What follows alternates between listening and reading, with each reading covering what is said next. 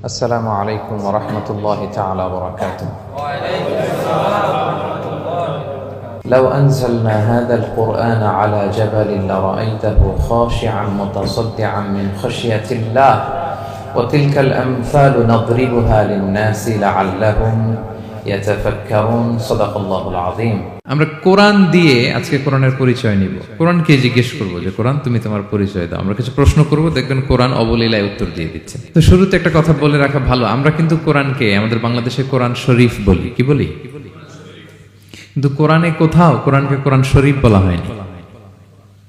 শরীফ আপনি বলতে পারেন, শরীফ অর্থটা ভালোই, সম্মানিত কোরআন। কোরআন শরীফ মানে সম্মানিত কোরআন। কিন্তু আল্লাহ তাআলা কোরআনকে কোরআন শরীফ কোথাও বলেননি। আল্লাহ তাআলা কোরআনকে কোথাও বলেছেন কোরআনে মাজিদ, বাল হুয়া কুরআনুম মাজিদুন ফি লাওহিম মাহফুজ।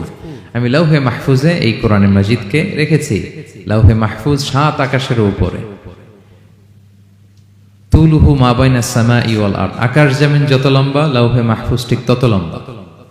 ওয়া আরদুহু মা বাইনাল মাশরিকি ইলাল মাগরিব, পৃথিবীর প্রাচ্য থেকে পাশ্চাত্য যত দূর, লাওহে মাহফুজ প্রশস্ততার দিক থেকে ঠিক তত দূর। ওহু মিন দুররাতিন বাইদা, সাদা ঝকঝকে ডায়মন্ড দিয়ে আল্লাহ লাওহে মাহফুজকে তৈরি করেছেন।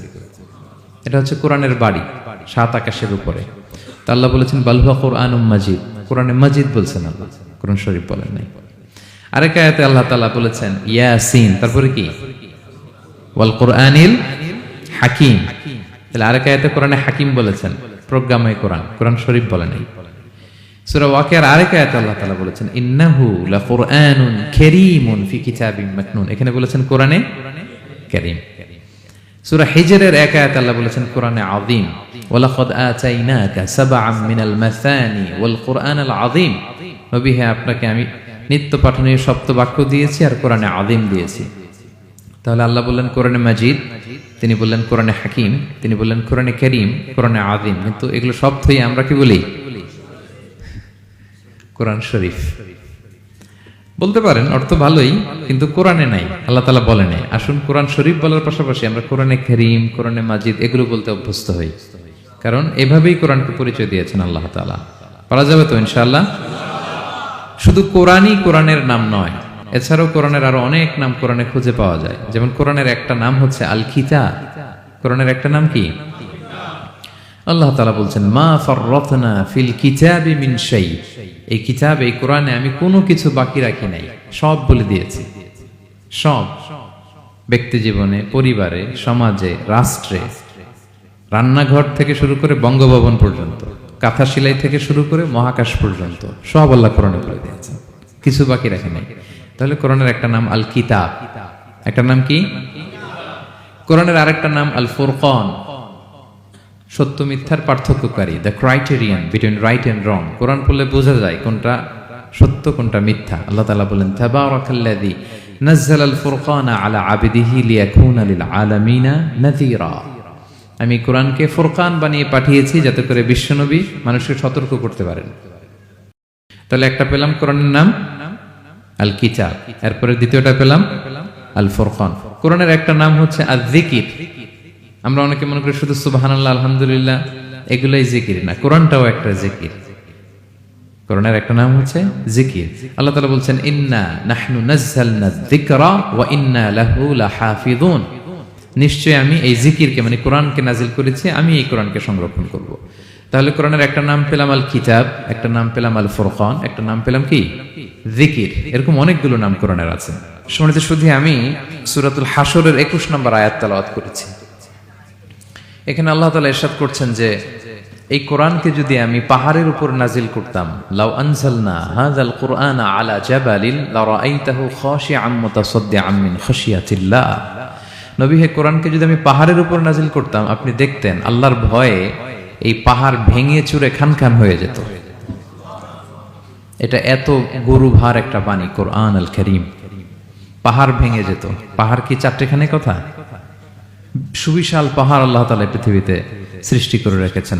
আপনারা আলাস্কা পর্বতমালার নাম শুনেছেন? Alaska range, located in USA. যুক্তরাষ্ট্রে একটা মাউন্টেন রেঞ্জ আছে, এটা ৬০০ মাইল লম্বা। কয়শো মাইল? পুরোটাই পাহাড়। এটার নাম হচ্ছে আলাস্কা মাউন্টেন রেঞ্জ। ইউরোপে একটা মাউন্টেন রেঞ্জ আছে, এটার নাম হচ্ছে আল্পস মাউন্টেন রেঞ্জ। এটা 750 মাইল লম্বা। নেপালে একটা পাহাড় আছে, এটার নাম মাউন্ট এভারেস্ট। এটা 8829 মিটার উঁচু। আল্লাহ বলেন এই বিশাল বিশাল পাহাড়। আরব বিশ্বে অনেক বড় পাহাড় আছে। তুর পাহাড়ের চূড়ায় আমি উঠেছিলাম, আরব বিশ্বের সবচেয়ে বড় পাহাড় মাউন্টেন রেঞ্জ। আল্লাহ বলেন এই কোরআনকে যদি আমি তোমাদের উপর নাজিল না করে পাহাড়ের উপর নাজিল করতাম, আলাস্কার উপর নাজিল করতাম, আল্পস পর্বতমালায় নাজিল করতাম, তুর পাহাড়ে যদি নাজিল করতাম, মাউন্ট এভারেস্টের উপর যদি নাজিল করতাম, তাহলে নবী হ্যাঁ আপনি দেখতেন আল্লাহর ভয়ে এই পাহাড়গুলো ভেঙে চূর্ণ বিচূর্ণ হয়ে যেত। কিন্তু সেই কোরআন আল্লাহ কাদের উপর নাজিল করেছেন? আমাদের উপর। সো হিউজ রেসপন্সিবিলিটি, অনেক বড় দায়িত্ব।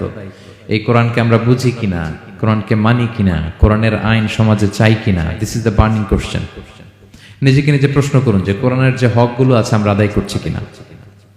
এটা যেন তেন কোনো বাণী নয়, এটা আল্লাহ তাআলার পাঠানো বাণী, অনেক ভারী, অনেক ওজনওয়ালা বাণী। আল্লাহ তাআলা বলছেন ইন্না সানুলকি আলাইকা কওলান সাকিলা।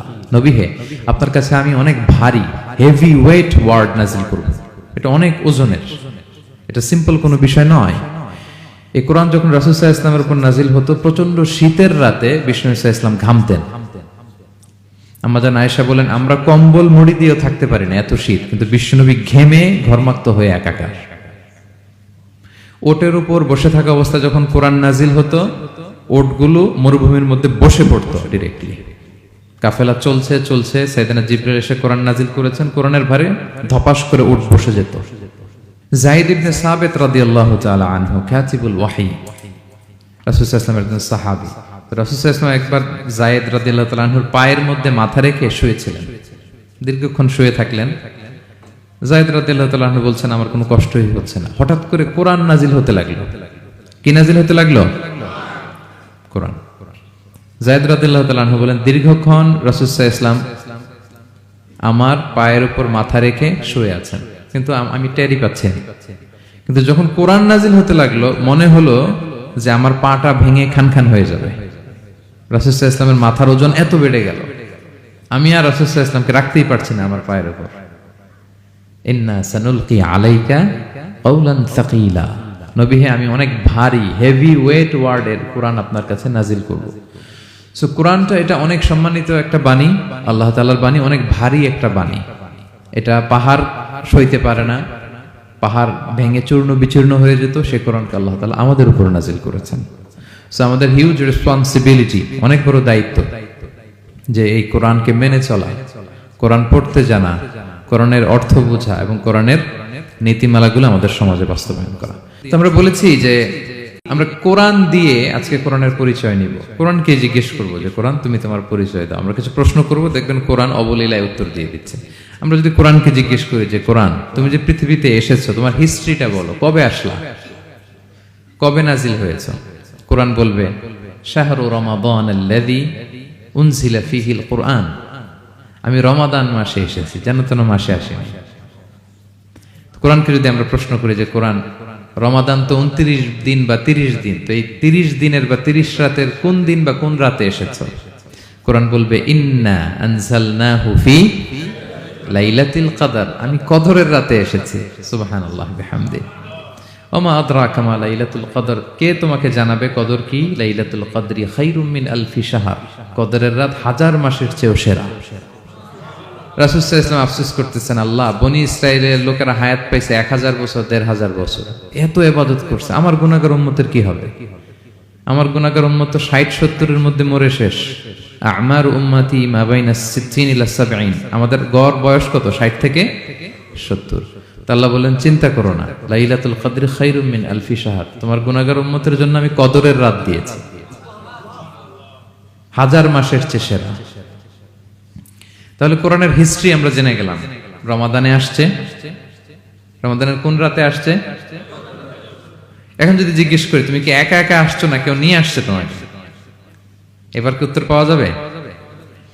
এই প্রশ্নের উত্তরে কোরআন আমাদেরকে জানায় যে আমি একা আসিনি। নাযালা বিহির রূহুল আমিন। রূহুল আমিন হচ্ছে জিবরাইল আলাইহিস সালামের একটা নাম, বিশ্বস্ত আত্মা। রূহুল আমিনের সাথে আমি এসেছি, সবচাইতে বিশ্বস্ত। যেহেতু এটা আল্লাহর বাণী, এটা আসার সময় যদি অন্যের কথা ঢুকায় দেয় তাহলে ভেজাল আছে না নাই?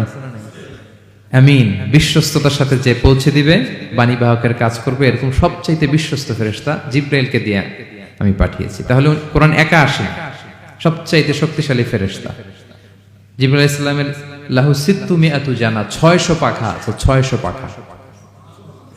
সব নবীদের কাছে এসেছেন ওহী নিয়ে, এরকম একজন ফেরেশতা দিয়ে কোরআনকে পাঠানো হয়েছে। এবার যদি জিজ্ঞেস করি যে কোন ভাষায় তোমাকে নাজিল করা হয়েছে বলো, আছে এটা কোরআনে? কোরআন আমাদেরকে জানাচ্ছে ইন্না আনসালনাহু কুরআনান আরাবিয়ান লাআল্লাকুম তাআকিলুন, নিশ্চয় আমি কোরআনকে আরবি ভাষায় নাজিল করেছি যাতে তোমরা বোঝো। সুস্পষ্ট আরবি ভাষায় এই কোরআনকে আল্লাহ তাআলা নাজিল করেছেন। তাহলে হিস্ট্রি আমরা জানতেছি ধীরে ধীরে, না? রমাদানে আসলো, কদরে আসলো, একা আসে নাই, জিবরাইল আলাইহিস সালামের সাথে আসলো, আরবি ভাষায় নাজিল হলো। এবার যদি জিজ্ঞেস করি যে তুমি যে আসলা, তোমাকে যে আমাদের তেলাওয়াত করতে হবে, এই তেলাওয়াত করার গাইডলাইনটা কি, কিভাবে তেলাওয়াত করব, তেলাওয়াত করার সিস্টেমটা কি, এটা যদি আমাদেরকে একটু বলতে। তো কোরআন এই প্রশ্নের উত্তরে প্রথমে আমাদেরকে বলে যে আমাকে যদি আবৃত্তি করতে চাও, তেলাওয়াত করতে চাও, প্রথম গাইডলাইন হচ্ছে লা ইয়ামাসসুহু ইল্লাল মুতাহহারুন।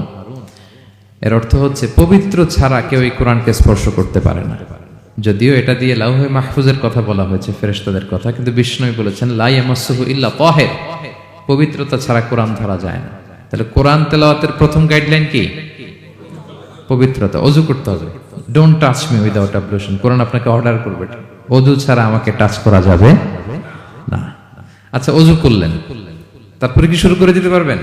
না, কোরআন বলে ফাইদা ক্বরাতাল কুরআনা ফাস্তাইয বিল্লাহি মিনাশ শাইতানির রাজিম। কোরআন পড়ার আগে তোমার যে সুস্পষ্ট দুশমন ওই শয়তানের ব্যাপারে আল্লাহর কাছে পানাহ চেয়ে নাও। মানে পড়ো আউযু বিল্লাহি মিনাশ শাইতানির রাজিম বিসমিল্লাহির রহমানির রহিম। তাহলে ওযু করলেন, আউযু বিল্লাহ পড়লেন, বিসমিল্লাহ পড়লেন। এবার কি করতে হবে? এবার কোরআন বলছে যেমন মনে চায় তেমন পড়া যাবে না। তুমি গানের সুরে, ব্যান্ডের সুরে, হিপ হপ সুরে কোরআন পড়বা, এটা আল্লাহ কবুল করবে না। কোরআন বলছে ওয়ারাত্তিলিল কুরআনা তারতিলা, তারতিলের সাথে কোরআন পড়তে হবে, ধীর স্থির ভাবে কোরআন পড়তে হবে। তারতিল, আপনারা যারা কোরআন পড়বেন তারতিলের সাথে পড়বেন। What is তারতিল? আনাস রাদিয়াল্লাহু তাআলা আনহুকে জিজ্ঞেস করা হয়েছিল তারতিল কি, নবী কিভাবে তেলাওয়াত করতেন। তিনি বলেছিলেন ইয়ামুদ্দু বিহা সাওতাহু মাদ্দান। বিষ্ণু সাল্লাল্লাহু আলাইহি ওয়াসাল্লাম প্রতিটি আয়াত টেনে টেনে পড়তেন। কিভাবে? টেনে টেনে পড়তেন। আবার বিষ্ণু সাল্লাল্লাহু আলাইহি ওয়াসাল্লামের স্ত্রী উম্মে সালামা রাদিয়াল্লাহু তাআলা আনহা, তিনি বলতেন ইয়াকাত্তিউ কিরাআতাহু আয়াতান আয়াতান। বিষ্ণু সাল্লাল্লাহু আলাইহি ওয়াসাল্লাম প্রতিটি আয়াত শেষে থামতেন, এক আয়াত পড়ে থেমে আরেক আয়াত, আবার থেমে আরেক আয়াত। আলহামদুলিল্লাহি রাব্বিল আলামিন আর রহমানির রহিম মালিকি ইয়াউমিদ্দিন। দেখেন, টেনে টেনেও পড়লাম, আবার প্রতিটা আয়াত শেষে থামলাম। This is তারতিল। ওয়ারাত্তিলিল কুরআনা তারতিলা। এভাবে টেনে টেনে প্রতি আয়াত শেষে থেমে থেমে পড়ার নাম তারতিল। এভাবে পড়তে হবে। তো পড়ার গাইডলাইন কি পেলাম? প্রথমে কি করতে হবে? ওযু করতে হবে, পবিত্রতা। এরপরে আউযু বিল্লাহ, বিসমিল্লাহ পড়তে হবে। এরপরে কিভাবে পড়তে হবে? তারতিলের সাথে। কথা কি বুঝতে পারতেছেন সবাই? বিরক্ত হচ্ছেন না তো আপনারা? আচ্ছা, মুভিং অন। এরপর যদি বলি যে ঠিক আছে ওযু করলাম, আউযু বিল্লাহ বিসমিল্লাহ বললাম, তারতিলের সাথে পড়বো, তো কোত্থেকে পড়বো? সূরা তো 114টা, পারা তো 30টা। কোন দিক থেকে? শুরু থেকে না মিডল থেকে না শেষ থেকে? দেখেন কোরআন কি বলে। কোরআন বলে ফাকরাউ মা তায়াসসারা মিনাল কোরআন, যেখান থেকে সহজ লাগে ওইখান থেকে পড়ো।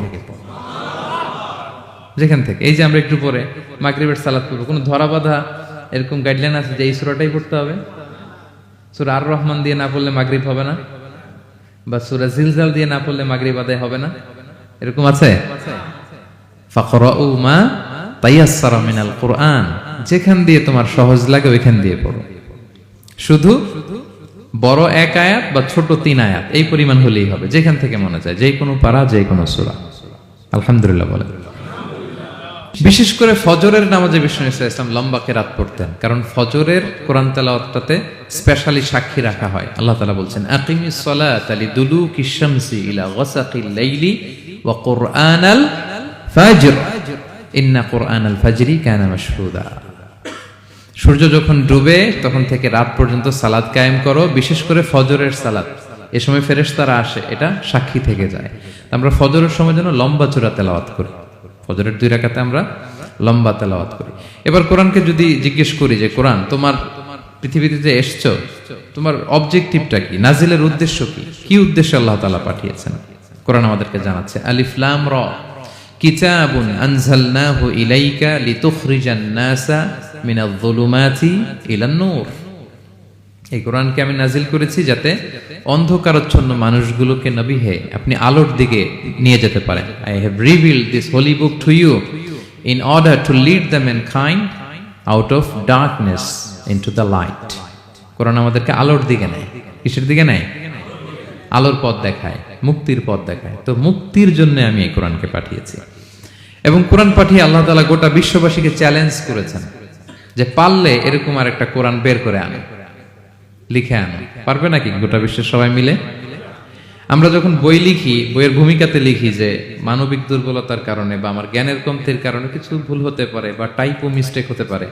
কেউ যদি আমাদের ভুলগুলো ধরিয়ে দেন আমরা শুদ্ধ করে নিব। প্রত্যেক লেখক লেখে যে আমার 3টা বই বের হয়েছে, আমি এটা লিখছি শেষে, যে কিছু টাইপো মিস্টেক হতে পারে বা আমার ভুল হতে পারে, জানালে আমি পরবর্তী সংস্করণে কি করব? শুধরে নিব। কিন্তু কোরআন ব্যতিক্রম। সব লেখক বলে ভুল থাকলে বইলেন, কোরআন বলে পারলে ভুল খুঁজে বের করো। কোরআন শুরুতেই বলতেছে যালিকাল কিতাব লা রাইবা ফি, this is the book, the most authentic and original book in the world, whereof there is no doubt in it। এর মধ্যে কোনো সন্দেহের অবকাশ নাই, পারলে ভুল খুঁজে বের করে দেখাও। তার মানে গোটা বিশ্ববাসীকে আল্লাহ তাআলা চ্যালেঞ্জ ছুড়ে দিয়েছেন। চ্যালেঞ্জ দিয়ে বলেছেন ওয়া ইন কুনতুম ফি রাইবিম মিম্মা নাযালনা আলা আবদিনা ফাতু বিসূরাতিন মিন মিথলি ওয়াদউ শুহাদাআকুম মিন দুনিল্লাহি ইন কুনতুম সাদিকিন। যদি মনে করো যে কোরআন বিশ্বনবী বানিয়েছে, যদি সন্দেহ করো আমার বান্দা মুহাম্মদের উপর যে কোরআন নাজিল করেছে এটা যে তার বানানো মনে করো, পারলে আরেকটা বানায় নিয়ে আসো। পারে নাই। পৃথিবীর সবচাইতে বড় বড় সাহিত্যিক পণ্ডিত ছিল তখনকার সময়ে মক্কায়, পারে নাই তারা অনেক চেষ্টা করে যেই কথা বলছে এটা কোরআনের পক্ষেই চলে আসছে। একজন অনেক ট্রাই করতেছে যে কোরআনের সবচেয়ে ছোট সূরার মতো একটা লাইন সে বানাতে পারে কিনা। সবচেয়ে ছোট সূরা কোনটা? কাউসার। তো সে পড়তেছে ইন্না আ'তাইনা কাল কাউসার ফাসাল্লি লিরাব্বিকা ওয়ানহার ইন্না শানিআকা ওয়াল আবতার। এরপরে মিলায় এক লাইন বানাইছে যে লাইসা হাযা মিন কালামিল বাশার। অর্থ হয়ে গেছে অন্যরকম। এটার অর্থ হচ্ছে এটা কোনো মানুষের কথা নয়। ইন্না আ'তাইনা কাল কাউসার ফাসাল্লি লিরাব্বিকা ওয়ানহার ইন্না শানিআকা ওয়াল আবতার। সে মিলে বানাইছে এক লাইন, সেটা হচ্ছে লাইসা হাযা মিন কালামিল বাশার। এটা কোনো বাশার, মানুষের লেখা হতে পারে না। আল্লাহু আকবার। তো আল্লাহ তাআলা চ্যালেঞ্জ দিয়ে বলেছেন শুধু তোমরা না, পারলে জিনদের সাথে একটা কনফারেন্স করো। কুল লা ইনজতামাআতিল ইনসু ওয়াল জিন্নু আলা আইয়াতু বিমিসলি হাযাল কুরআন লা ইয়াতুনা বিমিসলিহি ওয়ালাউ কানা বা'দুকুম লিবা'দিন যাহিরা। আল্লাহ বলতেছে চ্যালেঞ্জ, গোটা বিশ্ববাসীর জন্য চ্যালেঞ্জ। শুধু তোমরা না, জিনদেরকেও ডাকো একটা কনফারেন্সে। কারণ 2টা, ম্যানকাইন্ড আর জিনকাইন্ড। শুধু মানুষকে না, আমি জিনকেও চ্যালেঞ্জ দিলাম, সবাই মিলে যদি পারো কোরআনের মতো একটা বই নিয়ে আসো। পারবে? পারবে না। গোটা বিশ্ববাসী এই চ্যালেঞ্জের কাছে হার মেনেছে। এবং আল্লাহ বলেছেন এটা আমি নাজিল করেছি, এটা হেফাজতের দায়িত্ব আমি নিয়েছি। ইন্না নাহনু নাযালনা যিকরা ওয়া ইন্না লাহু লাহাফিজুন। এই কোরআনকে নাজিল করেছে কে? আবার এটা হেফাজতের দায়িত্ব নিয়েছে কে? আল্লাহ তাআলা নিয়েছে। কোরআনের সবগুলো প্রিন্টেড কপি যদি আমরা আগুন দিয়ে জ্বালায় দেই তাহলে তো আর কোরআন থাকবে না পৃথিবীতে, না? হ্যাঁ, আমরা আমাদের তাকরিম সালেহ আহমদ তাকরিমের মতো 10 জন ওয়ার্ল্ড ক্লাসের হাফেজদের বসাইলেই উইদিন 3 days আমি আরেকটা কপি বানাই ফেলতে পারবো। কি বলেন, পারা যাবে না? গোটা বিশ্বে আমাদের যে হুফাজ, এদের মধ্যে ওয়ার্ল্ড ক্লাস যে হাফেজ, এরকম 10 জন লাগবে শুধু আমার। গিভ মি জাস্ট 3 days, আমরা আরেকটা কোরআন বের করে ফেলতে পারবো। কারণ আমরা শুধু কোরআন লিখে রাখি না, এই সিনার ভিতরে খোদাই করে রাখি, ঠিক কি না? এবং হাফেজে কোরআনের সংখ্যা পৃথিবীতে বাড়ছে। পৃথিবীতে কোন দেশে সবচেয়ে বেশি হাফেজ জানেন আপনারা? না, বাংলাদেশে না। ইজিপ্ট র্যাঙ্কিং এ আছে, কিন্তু সবচেয়ে বেশি হাফেজ হচ্ছে লিবিয়াতে। লিবিয়াতে প্রত্যেক 3 জনে 1 জন হাফেজ। মোট জনসংখ্যা 70 লাখ, হাফেজ আছে 23 লাখ। র্যাঙ্কিং এ সেকেন্ড হচ্ছে আল মাগরিব, আরবিতে বলে মাগরিব মানে মরক্কো, ওদের হাফেজের সংখ্যা 16 লাখ। থার্ড হচ্ছে ইজিপ্ট, মোর দেন 1 মিলিয়ন। ফোর্থ হচ্ছে সৌদি আরবিয়া, ফিফথ হচ্ছে জর্ডান। কোটি কোটি হাফেজ আছে আমাদের গোটা বিশ্বে। আমাদের সবগুলো কোরআনের প্রিন্টেড কপি জ্বালিয়ে দিল, কোরআন আবার নিয়ে আসতে আমাদের কয়েকদিনের ব্যাপার। আলহামদুলিল্লাহ বলবেন না? এই কোরআনের ভেতরে আল্লাহ তাআলা শিফা রেখেছেন রহমত। আল্লাহ বলেন, অনুনাজ্জিলু মিনাল কুরআনি মা হুয়া শিফাউন ওয়া রাহমাতুল লিল মুমিনিন ওয়া লা ইয়াজিদুয যালিমিনা ইল্লা খাসারা। আমি এই কোরআনের ভিতরে শিফা রেখে দিয়েছি, রহমত রেখে দিয়েছি। সূরাতুল ফাতিহাকে বলা হয় সূরাতুশ শিফা। অসুস্থ ব্যক্তির গায়ে আপনি ফু দিতে দেরি, সুস্থ হতে দেরি হয় না। কিন্তু ওই ঈমানটা থাকতে হবে, ওই ঈমান নিয়ে, ওই আমল নিয়ে যদি আপনি রিসাইট করে ফু দেন, আল্লাহ তাআলা সুস্থ করে দেবেন। এবং এই কোরআন আপনাকে বিপদ থেকে উদ্ধার করতে পারে, কারণ কোরআন আল্লাহর সিফাত, এটা আল্লাহর একটা সিফাত। এটা পরে আপনি আল্লাহর কাছে দোয়া করলে আপনাকে বিপদ থেকে উদ্ধার করবে। আল্লাহ তাআলা বলছেন, ওয়া ইযা ক্বারা'তাল কুরআনা জাআলনা বাইনাকা ওয়া বাইনাল্লাযীনা লা ইউমিনুনা বিল আখিরাতি হিজাবাম মাসতুরা। নবী হে, আপনি যখন কোরআন তেলাওয়াত করেন তখন আপনার আর কাফেরদের মাঝে আমি পর্দা ঢেলে দেই। পর্দা, কাফেররা আপনারা দেখে না। সুবহানাল্লাহ। সূরা লাহাব যখন নাজিল হলো, তাব্বাত ইয়াদা আবি লাহাবি ওয়া তাব, ধ্বংস হোক, নিপাত যাক আবু লাহাবের 2 হাত। আবু লাহাব কে ছিল বলেন তো? বিশ্বনবীর চাচা। তো আয়াত যখন নাজিল হলো, চাচার বদনাম যখন আয়াতে আসলো, চাচি উম্মে জামিল খুব রেগে গেল। সে যখন নমুসলিমদের কাছে শুনতে আরম্ভ করলো, কি আমার স্বামীর ব্যাপারে কটূক্তি, আজকে মুহাম্মদের খবর আছে। আতাইনা ওয়া আবাইনা ওয়া আমরাহু কালাইনা, আজকে মুহাম্মদের একদিন আর আমার একদিন, একটা স্পরস্পর করে ছাড়বো। রেগে মেগে, খুব জাদ্রের মহিলা ছিলেন, আসতেছে। তো বিষ্ণু ইসা ইসলাম কাবা ঘরের পাশে আবু বকর রাদিয়াল্লাহু তাআলা আনহুকে নিয়ে বসা। তো আবু বকর রাদিয়াল্লাহু তাআলা আনহু এই দৃশ্য দেখে বললেন, ইয়া রাসূলুল্লাহ, আপনি এখান থেকে চলে যান, উম্মে জামিল এসে আক্রমণ করবে আপনার উপর। আল্লাহ রাসূল বললেন, আবু বকর তুমি ভয় পেও না, আমি জাস্ট একটু কোরআন তেলাওয়াত করব, এরপরে কি হয় দেখো। বিষ্ণু ইসা ইসলাম কোরআন তেলাওয়াত করতে লাগলেন। আর রেগে মেগে আগুন হয়ে উম্মে জামিল আসছে, এসে আবু বকরকে বলতেছে, এই আবু বকর, তোমার বন্ধু মুহাম্মদ কোথায় বলো। পাশেই কিন্তু বিশ্বনবী বসা, কিন্তু সে চোখে দেখে না। সুবহানাল্লাহ ওয়া বিহামদিহি। জাআলনা বাইনাকা ওয়া বাইনাল্লাযীনা লা ইউমিনুনা বিল আখিরাতি হিজাবাম মাসতুরা। নবী, আপনি যখন কোরআন পড়েন, কাফেরদের আর আপনার মাঝে আমি কি এঁটে দেই? পর্দা এঁটে দেই, ওরা দেখে না। আপনি বিপদে পড়ছেন, আপনি কোরআন পড়েন, আপনার শত্রু আপনাকে দেখবে না। হিজরতের রাতে বিষ্ণু ইসলাম আবু বকর রাদিয়াল্লাহু তাআলা আনহুকে নিয়ে গারে সাউরে আশ্রয় নিলেন। মক্কার কুরাইশরা খুঁজতে আবু বকর রাদিয়াল্লাহু তাআলা আনহু তো ভয়ে তটস্থ, যে কি না কি হয়ে যায়। আবু বকর রাদিয়াল্লাহু তাআলা আনহু বললেন যে আমি অবাক, আমার পাশ দিয়ে হেঁটে যায় ওরা, কিন্তু আমাদেরকে দেখে না। ইমাম আল কুরতুবী, তিনি মনসুর দুর্গে বন্দী ছিলেন, জালিমের বন্দিশালায়। উনি জেলখানা ভেঙে পালাতে লাগলেন। পালাতে সৈনিকরা টের পেয়ে গেল, খুঁজতেছে ওনাকে। খুঁজতে ধরার জন্য উনি এক পাহাড়ের চিপায় যেয়ে আশ্রয় নিলেন আর সূরা ইয়াসিন তেলাওয়াত করতে লাগলেন। তো ওরা খুঁজতে পায় না, কিন্তু উনি পাশেই, চোখে দেখে না। তো উনি বললেন যে হঠাৎ এক সৈনিক, সে ইউরিন পাস করতে লাগলো দাঁড়িয়ে, মানে প্রস্রাব করতে লাগলো। তার প্রস্রাবের ছিটে ফোঁটা আমার গায়েও লাগতেছে, কিন্তু সে আমারে দেখে না। সুবহানাল্লাহ পড়বেন না? জাআলনা বাইনাকা ওয়া বাইনাল্লাযীনা লা ইউমিনুনা বিল আখিরাতি হিজাবাম মাসতুরা। নবী হে, যখন কোরআন পড়বেন, আপনার আর কাফেরের মাঝে আমি কি এঁটে দেই? পর্দা এঁটে দেই। আমি নিজেও এটার অনেক প্রমাণ পেয়েছি। আমি বাংলাদেশের একটা জেলা, চাঁদপুরের এদিকে একটা এলাকায় আমার একটা তাফসীর প্রোগ্রাম ছিল। তো একটা সময় আমি খুব প্রত্যন্ত অঞ্চলে যেতাম, রিমোট এরিয়ায়, বিল একটা গ্রাম দাওয়াত করছে, তো আমি চলে যেতাম। কোরআনের কথা আমার পৌঁছাইতে হবে সব জায়গায়। তো মাহফিল শেষে রাত 2টার দিকে আমরা ফিরতেছি, বিল কিছু গুচ্ছ গ্রাম। হঠাৎ একটা মোড়, ওই মোড়ের ওইখানে দেখি একটা গাছ ফালানো। এটার মানে হচ্ছে আশেপাশে ডাকাত আছে, ওখানে ডাকাতি এরকম হয় আর কি, বিল এরিয়াতে গাছ ফেলে রাখে। তো গাছ থাকলে তো আর কোনো সিএনজি, প্রাইভেট কার কিছুই যাবে না।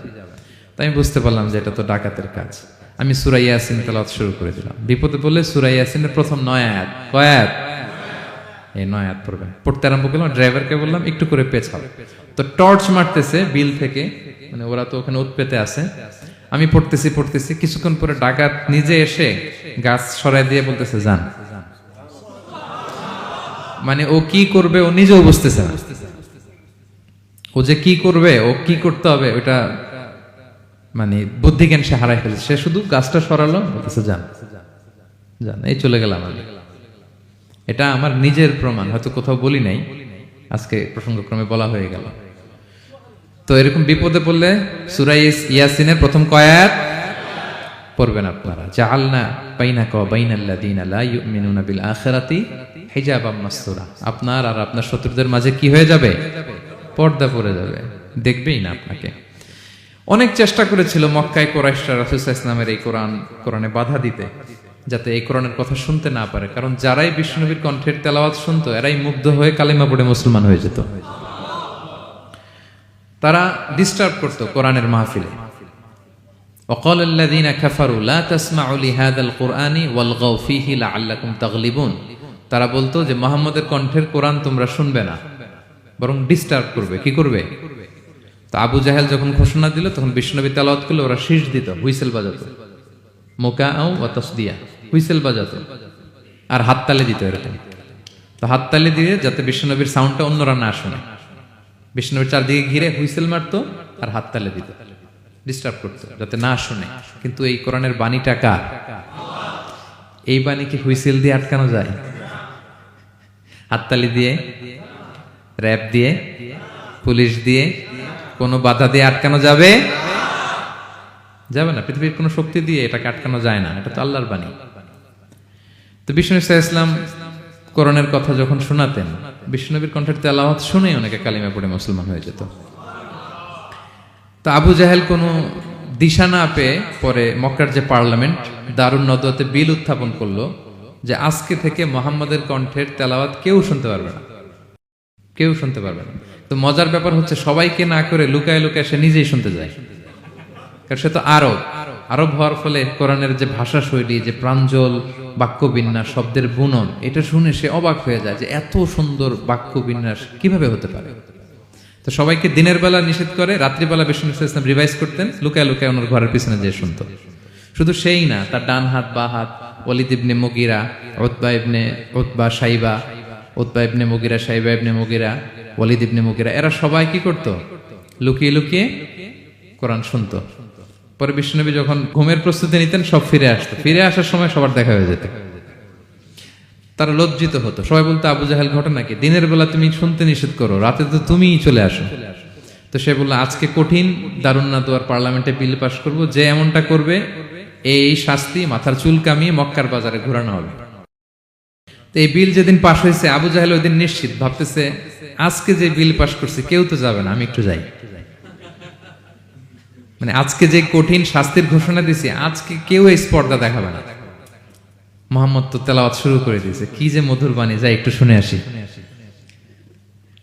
ওয়ালিদ ইবনে মুগীরারও একই প্ল্যান যে আজকে আবু জাহেল যে টাইট দিছে কেউ যাবে না, আমি একটু যাই। তো এভাবে সবাই লুকিয়ে লুকিয়ে বিষ্ণুনবীর ওখানে যায় হাজির, মন্ত্রমুগ্ধ তেলাওয়াত শুনছে। বিষ্ণুনবীর তেলাওয়াত শেষ, ফিরে যখন আসতেছে, ফিরে আসার রাস্তায় আবার দেখা হয়ে গেছে। তো এইভাবে তারা কোরআনকে বাধা দিতে যেয়ে বারবার নিজেরা লজ্জিত হতো। এবং হজের মৌসুমে যখন ভিন দেশ থেকে লোকেরা আসতো, মক্কার যে এন্ট্রিগুলো আছে আবু জাহেল লোক বসিয়ে রাখতো, বলতো যে সবাইকে বলবা এখানে একটা উন্মাদ লোক আছে, বীর বীর করে কি যেন বলে, নাম তার মোহাম্মদ, তোমরা হজ করতে আসো, হজ করো, জমজমের পানি খাও, সাফা মারোয়ায় দৌড়াও, কিন্তু এই মোহাম্মদের কাছেও যাবা না, গেলেই পাগল হয়ে যাও।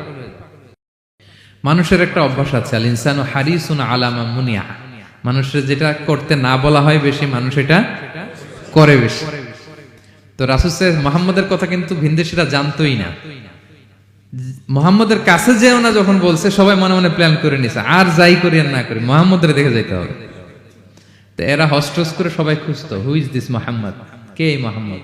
রাসূল সাল্লাল্লাহু আলাইহি ওয়াসাল্লামের কাছে আসতো, রাসূল সাল্লাল্লাহু আলাইহি ওয়াসাল্লামের তেলাওয়াত তো অনেক দূরে, চেহারা দেখে অনেকে কালিমা পড়ে মুসলমান হয়ে যেত। এত নুরানি চেহারা বিশ্বনবী ছিল, এত সুন্দর তেলাওয়াত ছিল। প্রিয় ভাইরা, সেই কোরআনকে আল্লাহ তাআলা বলছেন যে পাহাড়ের উপর যদি নাজিল করতাম, পাহাড় ভেঙে কি হতো? চুরমার হয়ে যেত। পাহাড়ের উপর নাজিল না করে কার উপর নাজিল করছে? আমাদের উপর নাজিল করছে। আমাদের হিউজ রেসপন্সিবিলিটি, এই কোরআনকে আমাদের বুঝতে হবে, জানতে হবে। কোরআন শুদ্ধভাবে পড়ার প্রচেষ্টা চালাবেন তো? রেগুলার কোরআনের অর্থ বুঝবেন তো? কোরআনের মাহফিলগুলোতে আসবেন তো? কোরআনের পক্ষে থাকবেন তো সবাই? ছোট্ট একটা গল্প দিয়ে শেষ করি। গল্পটা বর্ণনা করেছেন ইবনু হিব্বান ওনার একটা গ্রন্থের নাম রওদাতুল উকালা। ওনার নাম হচ্ছে আব্দুল্লাহ ইবনে মুবারক, অনেক বড় মুহাদ্দিস, ইমাম বুখারীর উস্তাদ। হজে গিয়েছিলেন, হজ বিশ্বনবীর কবর জিয়ারত শেষে হজ করে ফিরতেছেন। হঠাৎ তিনি দেখতে পেলেন মরুভূমিতে কাপড় জড়িয়ে, চাদর জড়িয়ে এক বৃদ্ধা মহিলা শুয়ে আছেন। গল্পটার নাম হচ্ছে আল মুতাকাল্লিমাতু বিল কোরআন, মানে যে নারী সবসময় শুধু কোরআন দিয়ে কথা বলে। গল্পের নাম কি? যে নারী শুধু কি দিয়ে কথা বলে? কোরআন দিয়ে কথা বলে। হজ করে ফিরতেছেন, হঠাৎ দেখেন এক বৃদ্ধা মহিলা, বয়স্ক মহিলা, চাদর গায়ে দিয়ে শুয়ে আছে। তো এটা অনেক বড় একটা কনভারসেশন, আমি কনভারসেশনটা আপনাদেরকে শোনাই। উনি কাছে গেলেন, যে সালাম দিলেন, আসসালামু আলাইকুম রাহমাতুল্লাহ। সালামের উত্তরে বৃদ্ধা মহিলা স্বাভাবিকভাবে উত্তর না দিয়ে একটা কোরআনের আয়াত তেলাওয়াত করলেন। তিনি তেলাওয়াত করলেন, সালামুন কাওলাম মির রাব্বির রহিম, মানে দয়াময় প্রতিপালক আল্লাহর পক্ষ থেকে তোমার প্রতিও সালাম। এটা একটা কোরআনের আয়াত, কিন্তু এটা দিয়ে উত্তর হয়ে যায় সালামের। কি বলেন? আচ্ছা, গেল। এবার আব্দুল্লাহ ইবনে মুবারক জিজ্ঞেস করলেন, মাযা তাসনাঈনা ফি হাযাল মাকান, এখানে কি করেন আপনি? কি করতেছেন একা একা? এই প্রশ্নের উত্তরও ভদ্রমহিলা একটা কোরআনের আয়াত তেলাওয়াত করে দিলেন। উনি তেলাওয়াত করলেন, ওয়ামাই ইউদলিল ফালা হাদিয়া লাহ, মানে আল্লাহ যার পথ ভুলায় দেয় তার পথ দেখানোর কেউ নাই। মানে বুঝাইতে চাইলেন আমি পথ হারাই ফেলছি। কি বুঝাইতে চাইলেন? পথ হারাই ফেলছি, মানে উনি এমন ভাবে কোরআনের আয়াত চুজ করে যাতে উত্তর হয়ে যায়। তো এবার উনি জিজ্ঞেস করলেন, আইনা তুরিদিন, তো পথ হারাই ফেলছেন তো বুঝলাম, আয়াত থেকে এটা বোঝা যায়, তো আপনি কোথায় যাচ্ছেন? ডেস্টিনেশন কোথায়? উনি আবার একটা আয়াত তেলাওয়াত করলেন, সুবহানাল্লাযী আসরা বিআবদিহি লাইলাম মিনাল মাসজিদিল হারামি ইলাল মাসজিদিল আকসা। রাসূল সাল্লাল্লাহু আলাইহি ওয়াসাল্লাম মেরাজের আগে যে ইসরা হয়েছিল, মসজিদুল হারাম থেকে মসজিদুল আকসা রাসূল সাল্লাল্লাহু আলাইহি ওয়াসাল্লামকে আল্লাহ নিয়েছিলেন, এটা তেলাওয়াত করলেন। তো বুঝাতে চাইলেন আমিও আপনার মতো হজে আসছিলাম মসজিদুল হারামে, আর যাচ্ছি মসজিদুল আকসা, মানে ফিলিস্তিন আমার বাড়ি। মসজিদুল আকসা কোন দেশে? ফিলিস্তিনে। আয়াত এমন ভাবে উনি পিক করেন যাতে করে উত্তর হয়ে যায়। উনি বোঝাতে চাইলেন আমিও হজ করতে এসেছিলাম, যাচ্ছি কোথায়?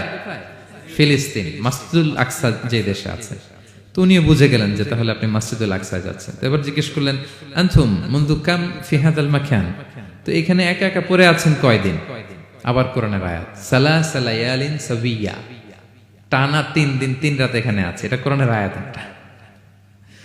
আবার জিজ্ঞেস করলেন উনি, মা আরা মাআকি তাআমান তাআকুলিন, তো একা যে পড়ে আছেন আবার 3 দিন, তো আপনি খাচ্ছেন কি? বেঁচে আছেন কিভাবে? ভদ্রমহিলা আবার একটা আয়াত তেলাওয়াত করে দিলেন। তিনি পড়লেন, হুয়া ইউতঈমুনি ওয়া ইউসকিন, ইব্রাহিম আলাইহিস সালামের কথা, যে ওই আল্লাহ তাআলাই আমারে খাওয়ায়, আল্লাহই আমাকে পান করায়। আল্লাহ তাআলা ব্যবস্থা করেছেন আমার। তো এইবার উনি অবাক হচ্ছেন, আমি এত বড় মুহাদ্দিস আব্দুল্লাহ ইবনে মুবারক ইমাম বুখারীর উস্তাদ, আমি স্বাভাবিকভাবে কথা বলি আর যাই প্রশ্ন করি একটা আয়াত তেলাওয়াত করে দেয় আর ওটা দিয়ে উত্তর হয়ে যায়। কি মহিলার সন্ধান পেলাম? তো উনি বলতেছে, ফাবি আইয়ি শাইইন তাতাওয়াদ্দাইন, 3 দিন যে এখানে আছেন মরুভূমির বালুর মধ্যে, ওযু করেন কিভাবে? উনি আবার একটা আয়াত তেলাওয়াত করলেন, ফা ইন লাম তাজিদু মাআন ফাতায়াম্মামু সাঈদান তাইয়্যিবা, না আল্লাহ এই আয়াতে বলেছেন যদি তোমরা পানি না পাও পবিত্র মাটি দিয়ে তায়াম্মুম করে নিও। তো বুঝাতে চাইলেন পানি নাই তো কি হয়েছে, বালু তো আমি তায়াম্মুম করে নামাজ পড়ি। আল্লাহু আকবার। এবার উনি বললেন, ইন্না মাইয়া তাআমান আলা তাকুলিন, আমার ব্যাগে তো কিছু খাবার আছে, আপনি কিছু খাবেন? আবার কোরআনের আয়াত, সুম্মা আতিম্মুস সিয়ামা ইলাল লাইল, আল্লাহ এক আয়াতে বলেছেন তোমরা রোজা ফজর থেকে শুরু করে সন্ধ্যা পর্যন্ত পূর্ণ করো। তো বুঝালেন আমি রোজা রাখছি। কি বুঝালেন? রোজা রেখেছি। এবার উনি একটু মাসালা খাটাইতে চাইলেন, ভাবলেন যে বুড়ি তুমি আমার সাথে শুধু কোরআন দিয়ে উত্তর দিচ্ছ, দাঁড়াও তোমাকে আমি আটকাইতেছি। উনি মাসালা খাটাইলেন যে ফাকুলতু লাহা লাইসা হাদা শাহরু রমাদান, তো রোজা রাখছেন মানে এটা তো রমজান মাস না, হজ করে ফিরতেছি আমরা জিলহজ মাসের শেষের দিক, কিসের রোজা? ওই মহিলা আবার একটা আয়াত তেলাওয়াত করলেন যে ওমান তাতাওয়া খায়রান ফা ইন্নাল্লাহা শাকিরুন আলিম, আমি রমজানের ফরজ রোজা তো রাখিনি, এখন আমি নফল রোজা রেখেছি। আয়াতের অর্থ হচ্ছে তোমরা নফল যা করো এগুলোর প্রতিদান আল্লাহ তোমাদের বুঝিয়ে দেবে। রমজান না ঠিক আছে জিলহজ, কিন্তু আমি কি রোজা রেখেছি? নফল রোজা। এইবার উনি ধরছেন মাসালা, এবার বলতেছে উবি হালান আল ইফতার ফিস সাফার, সফরে তো রোজা ভাঙা যায় আছে, রোজা তো ভাঙা যায়, খান একটু। এবার উনি কোরআন থেকে আবার তেলাওয়াত করলেন, ওয়া আনতা সুমু খায়রুল লাকুম ইন কুনতুম তা'লামুন। আল্লাহ যে আয়াতে বলেছেন যে সফরের রোজা ভাঙ্গা জায়েজ আছে, ওই আয়াতের শেষে আবার আল্লাহ বলছেন যদি রাখো সওয়াব বেশি পাবে। কেউ অসুস্থ হলে রোজা ভাঙবে, সফরের রোজা ভাঙবে। এই আয়াতের শেষে হচ্ছে ওয়া আনতা সুমু খায়রুল লাকুম ইন কুনতুম তা'লামুন, তবে রোজা যদি রাখো এটা ভালো যদি তোমরা বুঝতে। এবার উনি আর যাবে কোথায়, দিশেহারা হয়ে এবার জিজ্ঞেসই করে ফেলছে, লিমাদা লা তুকাল্লিমিনি মিসলা মা উকাল্লিমুকি। আচ্ছা মা, এবার বলেন আমি আপনার সাথে যেভাবে কথা বলি আপনি এভাবে কথা বলেন না কেন? কিছু জিজ্ঞেস করলে কোরআনের আয়াত বলেন কেন? আমি কথা বলতেছি আপনি আমার সাথে এভাবে কথা বলেন, কিছু জিজ্ঞেস করলে কোরআনের আয়াত কেন? এটার উত্তরে উনি আরেকটা কোরআনের আয়াত উনি পড়লেন, মা ইয়ালফিযু মিন কাওলিন ইল্লা লাদাইহি রাকীবুন আতীদ। আল্লাহ বলেছেন তোমরা মুখ দিয়ে যাই বের করো এটা লিখে রাখার জন্য দুই কাঁধে রাকীব আতীদ আছে, তুলে রাখে। তার মানে আমি যে তোমার সাথে কথা বলতেছি প্রত্যেকটাই তো রেকর্ডেড হয়, রেজিস্টার্ড হয়। সো এমন কিছু বলি যেটাতে সওয়াব হয়, যেটাতে ভুল না হয়। আল্লাহু আকবার, সুবহানাল্লাহ। কি নারী ছিল, কেমন নারী তিনি ছিলেন? কি পুরো ঘটনাটা শুনবেন? হ্যাঁ, শেষ করব ঘটনাটা। আচ্ছা, তো উনি অবাক হলেন যে কি মহিলা, এরকম মহিয়সী গরিয়সী নারীও পৃথিবীতে আছে। তো উনি বললেন, ঠিক আছে মা, আপনি যেহেতু পথ হারাই ফেলছেন আমার উটটাকে আমি নিয়ে আসি। ফাহাল্লাকা আন আহমিলুকি আলা নাকাতি হাযিহি ফাতুদরিকিল কাফিলা। আমার উটটা নিয়ে আসি, উটে বসেন, আমি আপনাকে এগিয়ে দিয়ে কাফেলাতে যুক্ত করে দেই। আপনি কি রাজি আমার উটে বসবেন? আবার কোরআনের আয়াত, ওমা তাফআলু মিন খাইরিন ফাইনাল্লাহা বিহি আলিম। তোমরা যত ভালো কাজ করো আল্লাহ সেটা জানেন, মানে তোমার এই ভালো কাজ আল্লাহ জানেন, আল্লাহ এর প্রতিদান দিবেন। ক্বালা ফাআনাখতু নাকাতি, আমি উট বসালাম এবং বললাম ওঠেন। উনি যখন উঠতেছে আমি এভাবে তাকায় আছি। তা আমি যে তাকায় আছি উনি একটা আয়াত তেলাওয়াত করলেন যে কুল্লিল মুমিনিনা ইয়াগুদ্দু মিন আবসারিহিম। এর অর্থ হচ্ছে নবী হে, মুমিনদেরকে বলুন তারা যেন পরনারী দেখে তাকায় না থাকে, চোখ যেন নিচে রাখে, তারা যেন চক্ষু অবনমিত করে। মানে বুঝাতে চাইলেন যে আমি তো বেগানা নারী, পরনারী, তা আমি উঠতেছি আপনি তাকায়। সে হয়তো তাকায় আছে যে বৃদ্ধা মহিলা উঠতে যদি কষ্ট হয় পড়ে যায়। তো উনি যখন দেখতেছেন তাকায় আছে, উনি বলতেছে কুল্লিল মুমিনিনা ইয়াগুদ্দু মিন আবসারিহিম, নবী হে বলুন বিশ্বাসীদের তারা যেন চোখ নিচের দিকে করে রাখে। তো উনি লজ্জা পেয়ে গেলেন। ফাগাদাততু বাসারি, আমি লজ্জায় চোখ নামালাম। এরপর আমি বললাম ইরকাবি ওয়াকাদ আকালতু নাকাত, ওঠেন। আমি আবার ওটের রশি ধরে টানতে আরম্ভ করলেন। ভদ্রমহিলা উঠেই আবার কোরআনের আয়াত পড়লেন, যেটা আমরা গাড়িতে বা কোনো বাহনে উঠলে পড়ি। তিনি পড়তে আরম্ভ করলেন, সুবহানাল্লাযী সাখখারা লানা হাযা ওয়া মা কুন্না লাহু মুকরিনিন ওয়া ইন্না ইলা রাব্বিনা লামুনকালিবুন। প্রশংসা সে আল্লাহর, যে আল্লাহ এই বাহনকে আমাদের জন্য বশীভূত করে দিয়েছেন। তিনি বশীভূত না করলে আমরা তো এটাকে বশীভূত করতে পারতাম না। আপনারা যখন গাড়ি স্টার্ট দিবেন এই দোয়াটা পড়েন তো আপনারা? গাড়ি স্টার্ট দিলে, বিমানে উঠলে, ঘোড়ায় উঠলে, যে কোনো বাহনে উঠলে এটা পড়তে হয়, কোরআনের আয়াত। তো উনি বললেন, আমি এবার উঠলাম, ওটের জিমাম ধরে টানতে লাগলাম আর একটু হই হই শব্দে ওট চালাতে লাগলাম যাতে করে তাড়াতাড়ি যাওয়া যায়। উনি কোরআনের আয়াত পড়লেন, ওয়াকসিদ ফি মাশিক ওয়াগদুদ মিন সাউতিক। কোরআনের আয়াত মানে তোমার চলার ক্ষেত্রে তুমি মধ্যম পন্থা অবলম্বন করো আর গলার সাউন্ডটা একটু ছোট করো। এটা কিন্তু লোকমান হাকিম তার ছেলেকে বলেছিলেন যে বাবা তুমি যখন হাঁটবে মধ্যম পন্থায় হাঁটবে আর শাউট করবে না, নয়েজ করবে না, কণ্ঠটাকে নিচু করবে। এই আয়াতটা উনি পড়ে দিলেন। মানে বুঝাতে চাইলেন আপনি হাজি মানুষ, হজ করে আসছেন, এইভাবে যাচ্ছেন কেন? আপনি স্লোলি যান। ফাজাআলতু আমশি রুয়াইদান ওয়া আতারান্নামু বিশআর। এরপর আমি আস্তে আস্তে যেতে লাগলাম আর কবিতা আবৃত্তি করতে লাগলাম। আরবদের অভ্যাস ছিল তারা শত শত লাইন কবিতা মুখস্থ পারতো। দিনকে দিন মরুভূমিতে চড়তো আর কবিতা পড়তো। তো আমি কবিতা গুনগুন গুনগুন করে কবিতা পড়তেছি আর যাচ্ছি। এই মহিলা পিছন থেকে আয়াত তেলাওয়াত করলেন আবার, ফাকরাউ মা তায়াসসারা মিনাল কোরআন। মানে কোরআনের যেখান দিয়ে সহজ লাগে ওইখান দিয়ে পড়েন। মানে বুঝাতে চাইলেন কবিতা পড়লে কি লাভ, আপনি কোরআন পড়েন। উনি আবার লজ্জা পেয়ে কোরআন পড়তে আরম্ভ করলেন। এবার যেতে যে কাফেলা থেকে উনি মিসিং, যে ক্যারাভেন থেকে মিসিং, ওই ক্যারাভেনের সাথে যুক্ত হলেন। এবার জিজ্ঞেস করলেন যে হাদিহিল কাফেলা মান লাকি ফিহা, এই তো আপনার কাফেলা, এখানে কে আছে আপনার, কেউ আছে? আবার কোরআনের আয়াত, আল মাল ওয়াল বানুনা জিনাতুল হায়াতিদ দুনিয়া, অর্থাৎ সম্পদ সন্তান এগুলো আল্লাহর দেয়া নেয়ামত।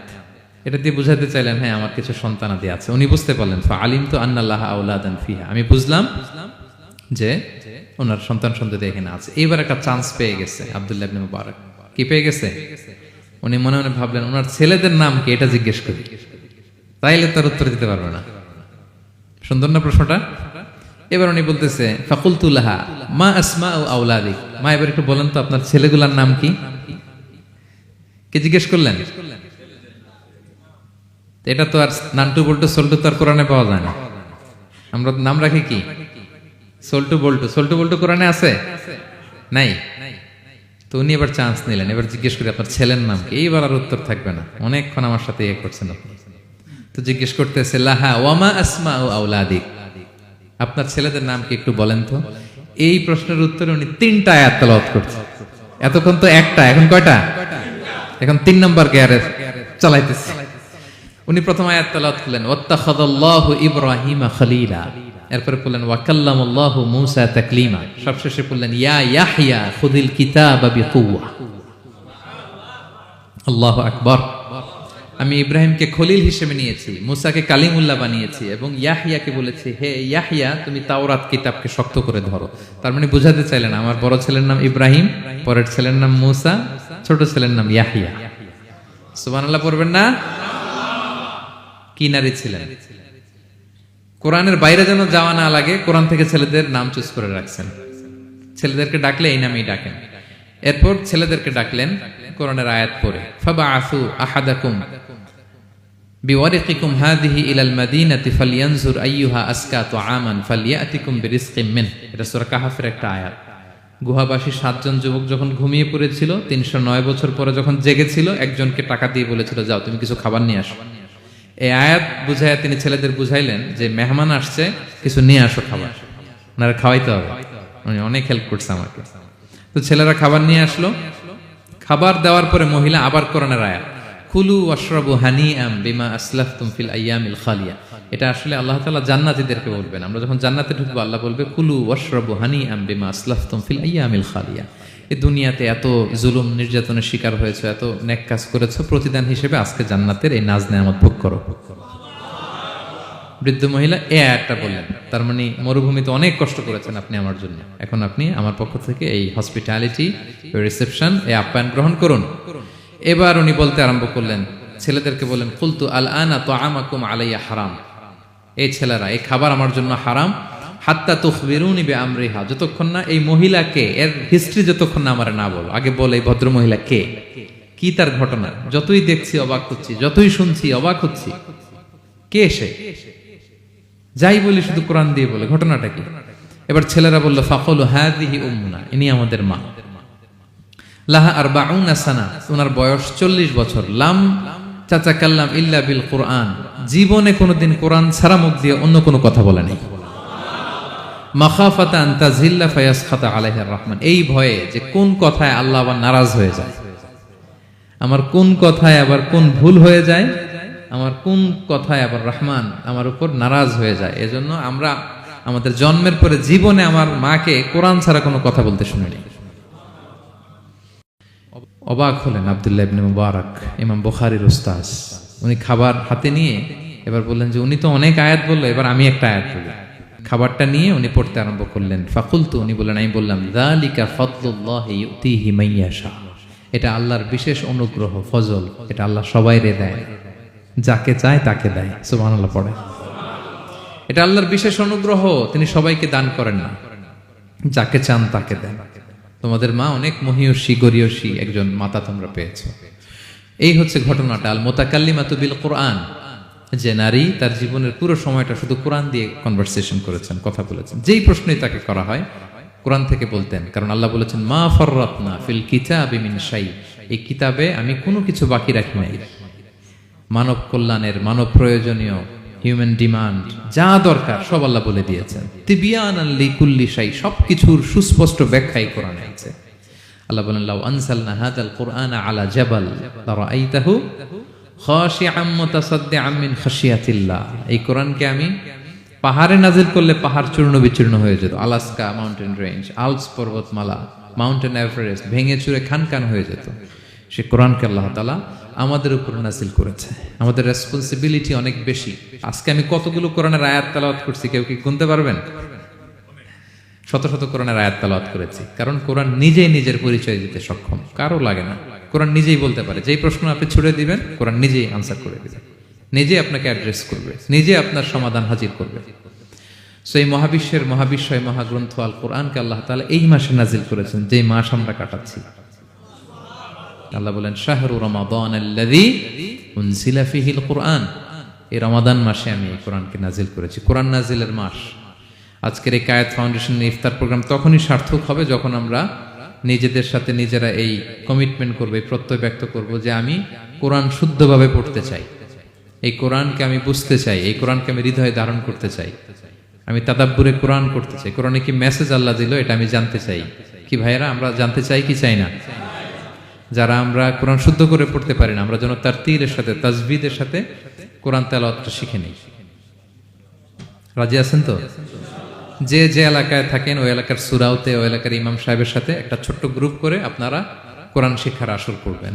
সন্ধ্যাকালীন কোরআন শিক্ষার আসর, বয়স্কদের কোরআন শিক্ষার আসর। লজ্জা নেই, বাঁচতে হলে জানতে হবে, বাঁচতে হলে জানতে হবে। যারা শুদ্ধ করে পড়তে জানি তারা যেন নিয়মিত কোরআনের অর্থ পড়ি। এখন অনেক কোরআনের অ্যাপস পাওয়া যায়, আপনি অর্থ পাবেন, তাফসির পাবেন, অ্যাক্সেসটা অনেক সহজ হয়ে গেছে, বড্ড সহজ।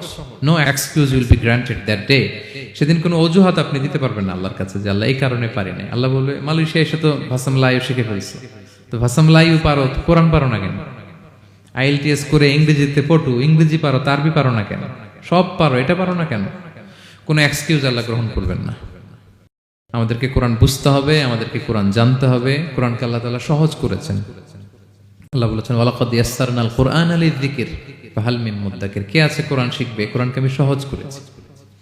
আমরা যেন কোরআন শিখি, কোরআনের অনুবাদ পড়ি, কোরআনের তাফসীর পড়ি। আল্লাহ তাআলা আমাদের যে মেসেজ বা বার্তা দিতে চেয়েছেন সেটা যেন আমরা হৃদয়ঙ্গম করি। আল্লাহ তাআলা বলেন আফালা ইয়াতাদাব্বারুনাল কুরআন আম আলা কুলুবিন আকফালুহা। ওরা কি কোরআন নিয়ে তাদাব্বুর করবে না, চিন্তা গবেষণা করবে না, একটু চিন্তাশীল হবে না? নাকি ওদের অন্তরের মধ্যে তালায় ঝং ধরে গিয়েছে? সো আমাদের এই দীর্ঘদিনের জং ধরে যাওয়া তালা খোলার জন্য আল্লাহ তাআলা এই রিমাইন্ডার হিসেবে রমাদান আমাদেরকে পাঠিয়েছেন, কোরআনের মাস। আমরা যেন কোরআনের মাসে কোরআনের সাথে নিজেদের সম্পর্ককে গড়ে তুলি, আমরা যেন কোরআনময় করে তুলি আমাদের এবারের রমাদান। আমি আমার ভেরিফাইড পেজ থেকে, ভেরিফাইড ইউটিউব চ্যানেল থেকে কোরআনের একটা লাইভ সিরিজ করি, সূরাতুন নূর। সূরাতুন নূরের 2টি পর্ব আমরা করেছি, আরো 2টি পর্ব, এগুলো আপনারা শুনবেন। কোরআনের প্রোগ্রামগুলোতে আসবেন, কোরআনের আসরগুলোতে জানবেন। কোরআন পারি না, কোরআন বুঝি না, এই কথা যেন আমাদের মুখ দিয়ে কারো বের না হয়। আমরা সবাই কোরআন জেনে বুঝে মরতে চাই। কি রাজি আছেন তো সবাই? আল্লাহ তাআলা আমাদের সবাইকে কথাগুলো বোঝার ও আমল করার তৌফিক দান করুক। আমরা যেন কোরআনের সাথে নিজেদের সম্পর্ক করতে পারি। কোরআন যেন দুনিয়াতে যেমনি আমাদের সাথী, কবরেও যেন আমাদের সাথী হয়, এবং কোরআন যেন আমাদের পক্ষে সাক্ষী দেয় in the day of judgment. কিয়ামতের দিন কোরআন সাক্ষী দিবে, আল্লাহ বলে আমি সেই সাক্ষী গ্রহণ করব। কোরআন সুপারিশ করবে, আল্লাহ বলে সেই সুপারিশ আমি গ্রহণ করব। আমরা যেন বেশি বেশি কোরআন তেলাওয়াত করি, যাদের খতম দেওয়ার সুযোগ আছে শুরু থেকে শেষ পর্যন্ত রেসাইটেশন করি।